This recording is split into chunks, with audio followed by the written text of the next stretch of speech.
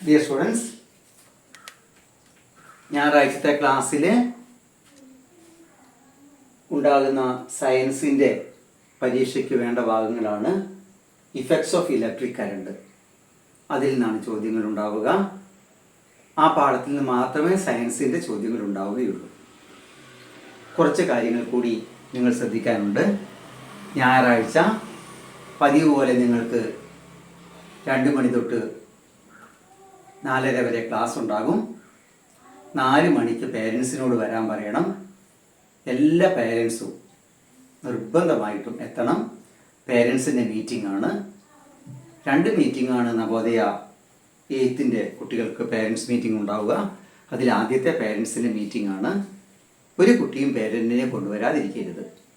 അരമണിക്കൂറാണ് meeting ഉണ്ടാവുക. ഒരു 4 മണിക്ക് അവരോട് എത്താൻ പറയുക. 4:30 4:45 ആകുമ്പോഴേക്ക് മീറ്റിംഗ് കഴിഞ്ഞ് നിങ്ങളുടെ കൂടെ അവർക്ക് തിരിച്ചു പോകാം. ഒരു പേരൻറ്റും വരാതിരിക്കരുത്. പേരൻറ്റിനെ കൊണ്ടുവരേണ്ട കാര്യം നിങ്ങളുടെ ഉത്തരവാദിത്തമാണ്.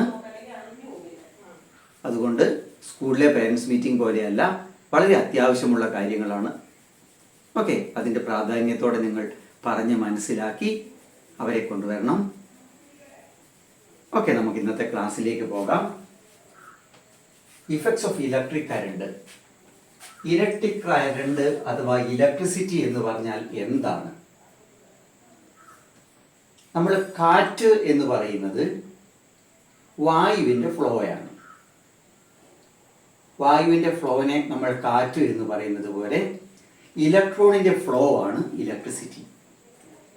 ഇലക്ട്രിസിറ്റിക്ക് ഒരാൾ കൊടുത്ത definition, electricity is nothing but S A flow of electrons. എനിക്കൊന്നും പറയാനില്ല, ഇലക്ട്രോൺസിൻ്റെ ചലനമാണ് ഇലക്ട്രിസിറ്റി. വളരെ പ്രധാനപ്പെട്ട ഇലക്ട്രിസിറ്റിയുടെ ഡെഫിനിഷനാണത്. എന്താണ് electricity? Electricity is the flow of electrons. What is mean by electricity? Electricity is the flow of electrons. Electrons എവിടെ മൂവ് ചെയ്യുന്നുണ്ടോ അവിടെ എന്തോ ഒരു പ്രത്യേകതയുണ്ട്. That is called as electricity. Okay, ഇലക്ട്രിസിറ്റിക്ക് മറ്റ് എനർജിയിൽ നിന്നും നമുക്ക് ഹീറ്റ് എനർജി കിട്ടുന്നുണ്ട്, ലൈറ്റ് എനർജി കിട്ടുന്നുണ്ട്, അതേപോലെ മെക്കാനിക്കൽ എനർജി കിട്ടുന്നുണ്ട്, കെമിക്കൽ എനർജി കിട്ടുന്നുണ്ട്, ധാരാളം രൂപത്തിലുള്ള എനർജി നമുക്ക് കിട്ടുന്നുണ്ട്. എന്നാൽ ഇലക്ട്രിസിറ്റിക്ക് ഈ എനർജിയേക്കാൾ വളരെ പ്രാധാന്യമുണ്ട്. നിങ്ങൾ വിചാരിച്ച് നോക്കുക, ഒരു ദിവസം ഇലക്ട്രിസിറ്റി ഇല്ലെങ്കിൽ നിങ്ങൾ എങ്ങനെ ജീവിക്കും? വെള്ളം ഉണ്ടാവില്ല, വൈകിട്ട് TV വെക്കാൻ പറ്റില്ല, വൈകിട്ട് നിങ്ങൾക്ക് വായിക്കാൻ പറ്റില്ല എന്ന് പറയാൻ നമ്മുടെ ജീവിതം ഈ ഇലക്ട്രിസിറ്റിയുമായി വളരെ അധികം യോജിച്ചിരിക്കുന്നു. അതിനൊരു കാരണമുണ്ട്. ചൂട് വേണമെങ്കിൽ നമ്മൾക്ക് ചൂട് വാങ്ങണം, വെളിച്ചം വേണമെങ്കിൽ നമുക്ക് വെളിച്ചം വാങ്ങണം, മെഴുകുതിരിയാണ് മെഴുകുതിരി വാങ്ങണം, ഹീറ്റിന് നമുക്ക് വിറക് വാങ്ങണം. എന്നാൽ നമുക്ക് ആവശ്യമുള്ള എല്ലാ എനർജികളും ഒന്നിച്ച് തരാൻ കഴിവുള്ളവനാണ് ഇലക്ട്രിസിറ്റി. അവൻ ചൂട് വേണമെങ്കിൽ ചൂട് തരും, കാറ്റ് വേണമെങ്കിൽ കാറ്റ് തരും, എന്തു വേണമെങ്കിലും തരാൻ ഇലക്ട്രിസിറ്റിക്ക് കഴിവുള്ളതാണ് ഇലക്ട്രിസിറ്റിയുടെ ഈ വലിയ പ്രാധാന്യത്തിന് കാരണം. Electrical energy can be transformed in to all forms of energies. This is the importance of electrical energy in our day to day life. ഇപ്പോൾ നമ്മുടെ ഡേ ടു ഡേ ലൈഫിൽ ഇലക്ട്രിസിറ്റിയുടെ പ്രാധാന്യം എന്താണെന്ന് ചോദിച്ചാൽ, electrical energy can be transformed in to all other forms of energy. അതാണ് electrical എനർജിയുടെ പ്രത്യേകത. നമുക്ക് ഇലക്ട്രിക്കൽ എനർജിനെ പറഞ്ഞാൽ, ഇലക്ട്രിക്കൽ എനർജിനെ ഏതൊക്കെ എനർജികളാക്കി മാറ്റാം? പ്രധാനമായും 5 തരം എനർജികളാക്കി ഇലക്ട്രിസിറ്റിനെ നമുക്ക് മാറ്റാം. ഇതിനെ ഇഫക്ട്സ് ഓഫ് ഇലക്ട്രിസിറ്റി എന്ന് പറയാം.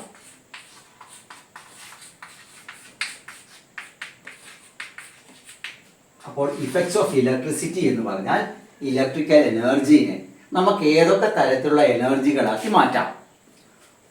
ഒന്ന്, ഇലക്ട്രിക്കൽ എനർജിനെ നമുക്ക് ലൈറ്റ് എനർജി ആക്കി മാറ്റാം. നിങ്ങൾ ആലോചിച്ച് നോക്കി, നിങ്ങൾ വീട്ടിൽ ഉപയോഗിക്കുന്ന ഒരു ഉപകരണത്തിന്റെ പേര്, ഇലക്ട്രിക്കൽ എനർജിനെ ലൈറ്റ് എനർജി ആക്കി മാറ്റുന്ന ഉപകരണം ബൾബ്. ബൾബിൽ ഏത് എനർജി ആയിട്ടാണ് മാറുന്നത്? ബൾബിൽ നമ്മൾ ഇലക്ട്രിക്കൽ എനർജി കൊടുക്കും, ബൾബ് നമുക്ക് ലൈറ്റ് എനർജി തരും. In bulb, electrical energy is converted to light energy. വേറെ ഒരു ട്രാൻസ്ഫോർമേഷൻ ഞാൻ പറയാം. നിങ്ങൾ വീട്ടിൽ ഫാൻ ഉപയോഗിക്കുന്നുണ്ട്. ഫാനിന്റെ അകത്തേക്ക് നമ്മൾ ഇലക്ട്രിസിറ്റിയാണ് കൊടുക്കുന്നത്. നമുക്ക് ഫാൻ ഇങ്ങോട്ട് തരുന്നതോ കാറ്റാണ് അഥവാ കറക്കമാണ്. മെക്കാനിക്കൽ എനർജിയാണ് നമുക്ക് തിരിച്ചു തരുന്നത്. അപ്പോൾ ഫാനിൽ നടക്കുന്ന എനർജി ചേഞ്ച് എന്താണ്? Electrical energy is converted to mechanical energy in fan. നമ്മൾ വീട്ടിൽ ഉപയോഗിക്കുന്ന മറ്റൊരു ഉപകരണം ഞാൻ പറയാം. Iron box, induction cooker, immersion heater. ഇവിടെയൊക്കെ നമ്മൾ ഇലക്ട്രിക്കൽ എനർജിയെ ഹീറ്റ് എനർജി ആക്കിയാണ് മാറ്റുന്നത്. അപ്പോൾ ഇലക്ട്രിക്കൽ എനർജിക്ക് ലൈറ്റിംഗ് എഫക്റ്റ് ഉണ്ട്, മെക്കാനിക്കൽ എഫക്റ്റ് ഉണ്ട്, ഹീറ്റിംഗ് എഫക്റ്റ് ഉണ്ട്. ഇനി നമുക്ക് ബാറ്ററി എന്താ നമുക്ക് ചെയ്തു തരുന്നത്? ബാറ്ററി ഇലക്ട്രിസിറ്റിനെ സ്റ്റോർ ചെയ്തു വെക്കും, വേണ്ടുമ്പോൾ അത് നമുക്ക് തിരിച്ചു തരികയും ചെയ്യും. അപ്പോൾ ബാറ്ററി ഇലക്ട്രിസിറ്റിനെ സ്റ്റോർ ചെയ്യുമ്പോൾ ഇലക്ട്രിക്കൽ എനർജിനെ കെമിക്കൽ എനർജി ആയിട്ടാണ് അത് സ്റ്റോർ ചെയ്യുന്നത്. അപ്പോൾ ബാറ്ററി സ്റ്റോർ ചെയ്യുമ്പോൾ ഇലക്ട്രിക്കൽ എനർജി കെമിക്കൽ എനർജിയായി കൺവേർട്ട് ചെയ്യുന്നു. അപ്പോൾ ബാറ്ററിയിൽ നടക്കുന്ന എനർജി ചേഞ്ച് എന്താണ്? ബാറ്ററി കറണ്ട് സ്റ്റോർ ചെയ്യുമ്പോൾ electrical energy is converted to chemical energy. നിങ്ങൾ മോട്ടോറിൻ്റെ ഒക്കെ പ്രവർത്തനം 10th നിങ്ങൾ കാര്യമായി പഠിക്കുന്നത്. മോട്ടോറിൽ ഇലക്ട്രിക്കൽ എനർജി മാഗ്നറ്റിക് എനർജി ആയിട്ടാണ് മാറുന്നത്. എന്നിട്ടാണ് ആ പ്രവർത്തനം നടത്തുന്നത്. അപ്പോൾ ഇലക്ട്രിസിറ്റിയുടെ ഇഫക്റ്റുകൾ എന്തൊക്കെയാണ്? Lighting effect bulb, mechanical effect fan, heating effect different types of heaters and iron box, cooker etcetera.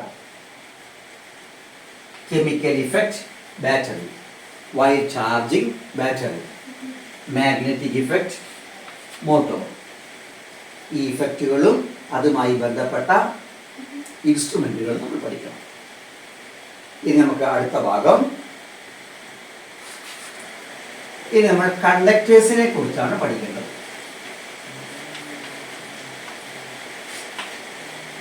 Conductors ചില സബ്സ്റ്റൻസുകൾ ഇലക്ട്രിസിറ്റിനെ ഫ്ലോ ചെയ്യാൻ അനുവദിക്കും. നമുക്കറിയാലോ, കോപ്പർ വയർ, എല്ലാത്തരം മെറ്റൽസും ഒരു പ്ലഗിൽ കൊണ്ടുപോയി നമ്മൾ കുത്തിയാൽ, ഒരു അയേണിൻ്റെ ആണി പ്ലഗിൽ കുത്തിയാൽ പ്ലഗിൽ നിന്നും ഇലക്ട്രിസിറ്റി ആണിയിലൂടെ നമ്മുടെ കയ്യിലേക്ക് കയറി വരും. എന്നാൽ ഒരു പ്ലാസ്റ്റിക് കൊണ്ടുള്ള ഒരു നൂൽ, പ്ലാസ്റ്റിക് കൊണ്ടുള്ള ഒരു കട്ട പ്ലഗിൽ കൊണ്ടുപോയി കുത്തിയാൽ കറണ്ട് വരില്ല. ചില പദാർത്ഥങ്ങൾക്ക് കറണ്ടിനെ കടത്തിവിടാൻ കഴിയും, ചില പദാർത്ഥങ്ങൾക്ക് കറണ്ടിനെ കടത്തിവിടാൻ കഴിയില്ല. ഇതിൻ്റെ ഇടയ്ക്കുള്ള ചില പദാർത്ഥങ്ങളുണ്ട്, അതിനെക്കുറിച്ച് നമുക്ക് പഠിക്കേണ്ടതില്ല. ഇപ്പോൾ ഇലക്ട്രിസിറ്റിനെ കടത്തിവിടുന്ന പദാർത്ഥങ്ങളുണ്ട്. Some substance can allow to flow electricity. All types of metals, എല്ലാ മെറ്റൽസും അങ്ങനെയുള്ളതാണ്. ഇലക്ട്രോലൈറ്റ്സ് എന്ന് പറയുന്ന മറ്റൊരു സാധനങ്ങളുണ്ട്. അപ്പോൾ ഇലക്ട്രോലൈറ്റ്സിന്റെ കൂട്ടത്തിൽ അത് ഇലക്ട്രോലൈറ്റിന്റെ ഭാഗത്ത് നമുക്ക് പഠിക്കാം. ഇപ്പോൾ കണ്ടക്ടേഴ്സ് എന്ന് പറഞ്ഞാൽ all the substances which can allow to pass electricity. Example, all metals: magnesium, copper, carbon, silver, aluminum, gold. All these metals can allow to pass electricity. Some substances cannot allow to pass electricity. Rubber, plastic, ebonite. These substances cannot pass electricity through it. All the substances which do not allow to pass electricity, ഇലക്ട്രിസിറ്റിനെ കടത്തി വിടാത്ത പദാർത്ഥങ്ങളെ poor conductors of electricity.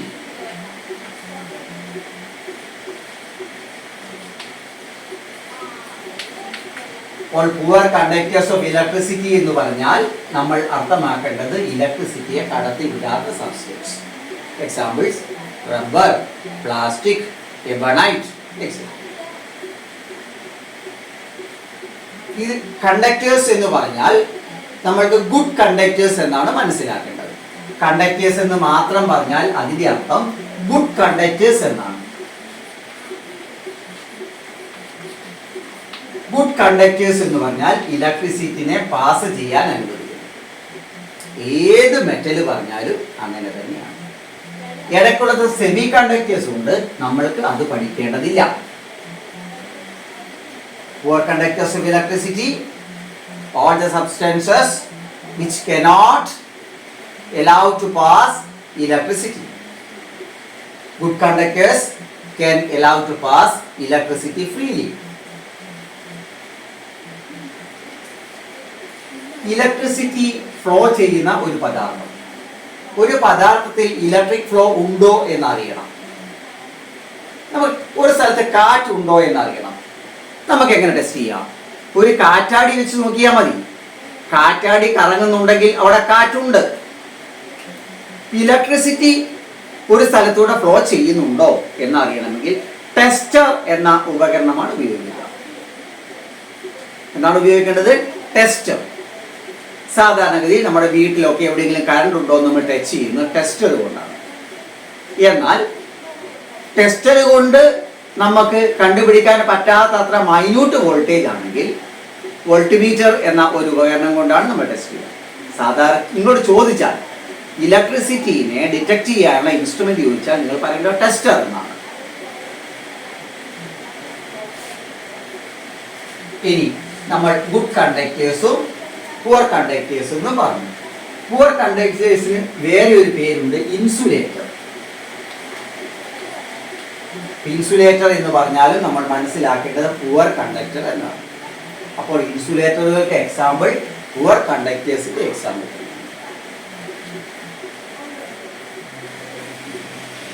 ഇനി good കണ്ടക്ടേഴ്സിന്റെ കൂട്ടത്തിൽ example പറഞ്ഞത് all types of metals എന്നാണ്.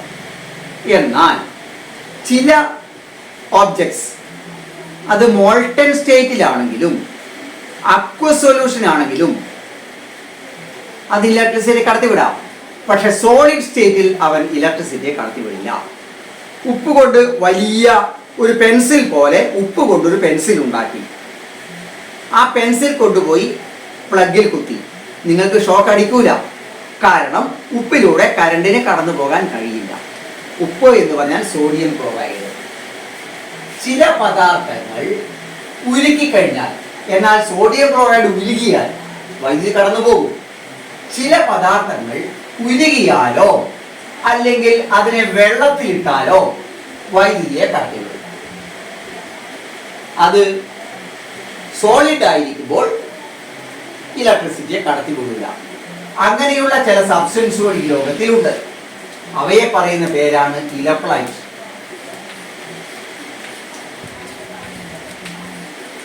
അപ്പോൾ എന്താ ഇലക്ട്രോലൈറ്റ് എന്ന് പറഞ്ഞാൽ? The substances which can pass electricity in molten state or in aqueous solution. ഉരുകിയാലോ വെള്ളത്തിൽ കലക്കിയാലോ വൈദ്യുതിയെ കടത്തിവിടും, അല്ലെങ്കിൽ അവ വൈദ്യുതിയെ കടത്തിവിടില്ല. These substances are called as electrolytes. What are electrolytes? All the substances which can pass electricity in molten state or in aqueous solution. Example, sodium chloride. ശുദ്ധമായ water ഇലക്ട്രിസിറ്റിയെ കടത്തിവിടില്ല. Sodium chloride ഇലക്ട്രിസിറ്റിയെ കടത്തിവിടില്ല. എന്നാൽ സോഡിയം ക്ലോറൈഡ് വാട്ടറിൽ dissolve ചെയ്താൽ അത് ഇലക്ട്രിസിറ്റിയെ കടത്തിവിടും. Okay. ആ എല്ലാ തരത്തിലുള്ള ആസിഡ് സൊല്യൂഷനും ഇലക്ട്രോലൈറ്റ് ആണ്. അതേപോലെ വാട്ടറിൽ ഡിസോൾവ് ചെയ്യുന്ന എല്ലാ സോൾട്ടുകളും ഇലക്ട്രോലൈറ്റ് വിഭാഗത്തിൽ വരും. ഓക്കെ. ഇനി ഇലക്ട്രോലൈറ്റിനകത്തൂടെ നമ്മൾ കോപ്പർ വയർ, രാവിലെ തൊട്ട് വൈകിട്ട് വരെ കറണ്ട് കടന്ന് പോയിക്കൊണ്ടിരിക്കുന്ന കോപ്പർ വയർ. വൈകിട്ട് നോക്കിയാൽ എന്തെങ്കിലും മാറ്റം ഉണ്ടാവുമോ? അങ്ങനെ തന്നെ ഇരിക്കും. ഇലക്ട്രിസിറ്റി നമ്മൾ ഓഫാക്കിയാൽ കോപ്പർ വയറിലൂടെ കറണ്ട് ഇല്ല. ഇലക്ട്രിസിറ്റി ഓണാക്കിയാൽ കോപ്പർ വയറിലൂടെ അതായത് കോപ്പർ വയറിന് മാറ്റങ്ങളൊന്നും സംഭവിക്കുന്നില്ല. എന്നാൽ ഇലക്ട്രോലൈറ്റിലൂടെ ഇലക്ട്രിസിറ്റി കടന്നു പോയാൽ ഇലക്ട്രോലൈറ്റ് ഇല്ലാതെയാകും. അപ്പോൾ ഇലക്ട്രോലൈറ്റിലൂടെ ഇലക്ട്രിസിറ്റി കടന്നു പോയാൽ ഇലക്ട്രോലൈറ്റ് ഇല്ലാതെയാകും. ഈ ഇല്ലാതെയാകുന്ന പ്രവർത്തനത്തിന്റെ പേരാണ് ഇലക്ട്രോളിസിസ്.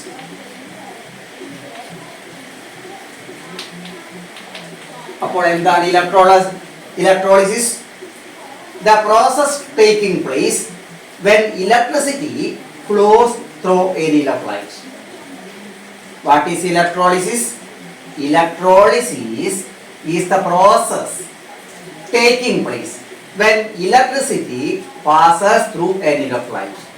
നമുക്കറിയാം വാട്ടർ H2O, അതിനകത്ത് എന്തെങ്കിലും കുറച്ച് ഇമ്പ്യൂരിറ്റീസ് കലർത്തിയാൽ വാട്ടറിലൂടെ ഇലക്ട്രിസിറ്റി കടന്നു പോകും. വാട്ടറിലൂടെ ഇലക്ട്രിസിറ്റി കടന്നുപോയാൽ വാട്ടർ ഇല്ലാതെയാകും. ഹൈഡ്രജനും ഓക്സിജനും അവിടെ ഉണ്ടാവുകയും ചെയ്യും. അപ്പോൾ ഇലക്ട്രോലൈറ്റ് വാട്ടറിലൂടെ ഇലക്ട്രിസിറ്റി കടന്നുപോയാൽ എന്താ സംഭവിക്കുക? ഹൈഡ്രജനും ഓക്സിജനുമായി വാട്ടർ ഡീകമ്പോസ് ചെയ്യും. ഈ റിയാക്ഷന്റെ പേരാണ് ഇലക്ട്രോളിസിസ്.